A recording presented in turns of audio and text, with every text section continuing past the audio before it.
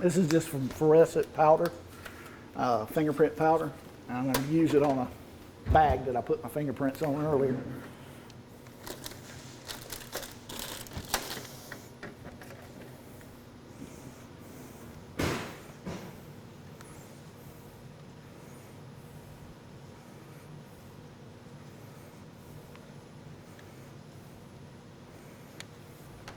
As you're doing that, There you go.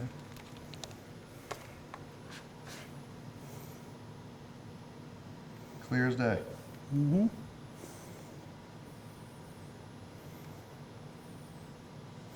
And you're talking about, it doesn't just have to be a plastic surface or a metal surface. No. Styrofoam.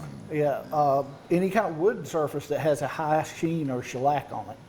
One of the problems you hear about back in the old days, they used to find a lot more fingerprints on items because basically in the old days they made things with a nice sheen to it.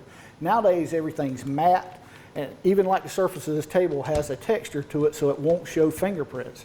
The reason is if you see fingerprints it looks dirty. When you go into a bank nowadays, instead of having a highly polished marble surface for you to write a check on, they have a plastic surface that has a texture to it. It does not hold fingerprints like they did back in the old days. Does that ever become a problem in your work? I think it leads up to why not as many prints are found nowadays when we go to crime scenes. It's one of the reasons. Humidity can have to do with prints. Fingerprints are made up of uric acid, all kind of different substances your body's trying to get rid of through your skin. It's also made up of oils, but it's still about 90% water in an adult. If it's a child, it's almost 98% water. So that's why it's very important to get in on child abduction or missing persons case dealing with a child very quickly and to fingerprint everything very quickly, because their fingerprints in South Georgia are going to evaporate immediately. I mean, they're going to go real fast. Right, less than 30 minutes.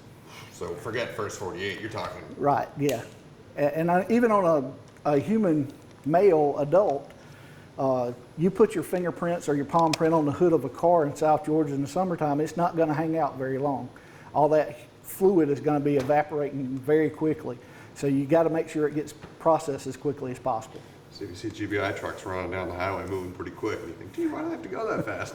Well, hopefully they're not moving that quick, but yeah, that's why we are going to different places. Instead of waiting to bring it back here 2 and 3 days later, we need to process it as soon as possible. So what do we got over here? What is this? All right, this is an item of evidence that was collected from a scene. I'll just leave it at that, but it's basically a potato chip or a popcorn bag. You see these two little arcs here, and that's where I've found that there are fingerprints on this item. It was super glue fumed, just like in the cyanoacrylate ester tank. It was dyed. Once we found a fingerprint, I actually put a dye on it, and the dye is yellow.